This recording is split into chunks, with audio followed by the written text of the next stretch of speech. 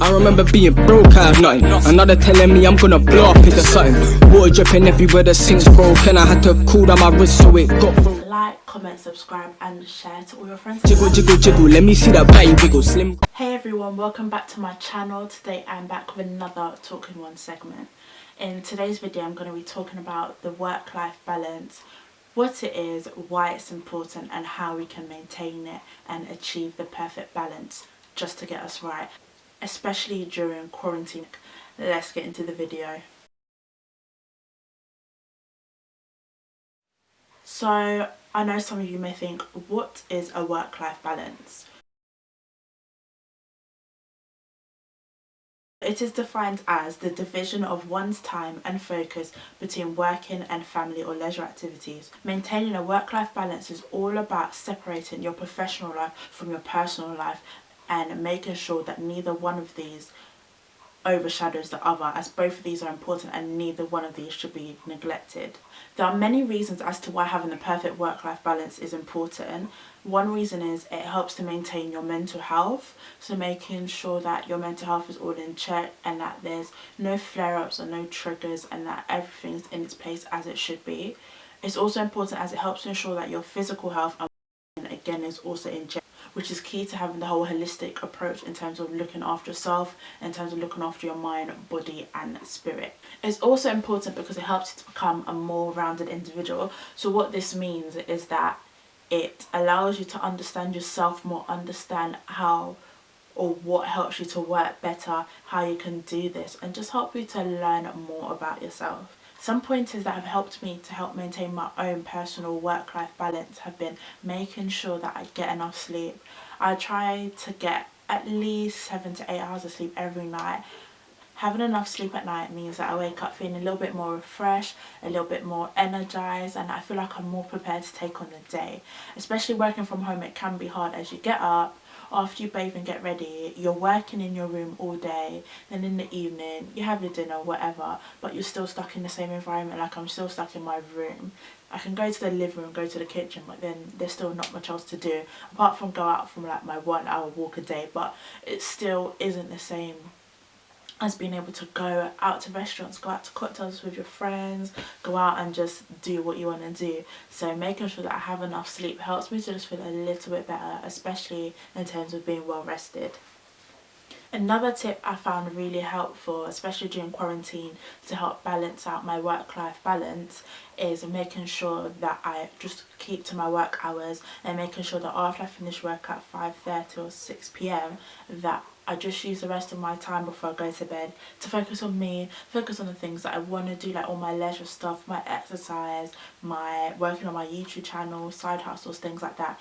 Guys, do not neglect your passions during quarantine when you're trying to figure out your work-life balance. Yes, you have to work from home. Yes, things are a little bit harder, but set aside maybe an hour every couple of evenings, or an hour every evening, or an hour every weekend to work on what you want to work on. If you want to read that book, read that book. If you want to work on your YouTube channel, work on it. If you want to work on starting up a new business, work on it. Do not neglect your passions, because working on your passions is what helps you to feel good, because it's what you're passionate about, it's what you're happy to do, is what you want to help others with. So do not neglect your passions and make sure you stick to your work hours. If you're working 9 to 5, or if you're working 10 to 4, or if you're studying from 9 to 5 or studying from 10 to 4, make sure that that is what you stick to, and that the rest of your time is used to just focus on you.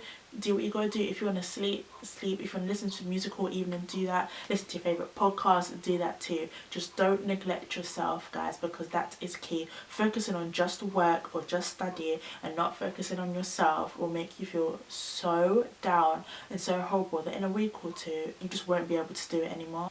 Another tip that's been like so crucial for me personally working from home during quarantine is making sure that after my work hours I am not checking emails or answering my work phone. It is so easy to slip up and just check that one email, answer that one email, finish that one task, and by the time you look at it, instead of finishing work at 5:30, 6 p.m, you're finishing work at 7 because you're still working after hours, just because the laptop's on, that Google Chrome window is still open with your work stuff. Make sure that you shut off. What I've also found really helpful during quarantine to, figure out my work-life balance is making sure that I take all my necessary breaks.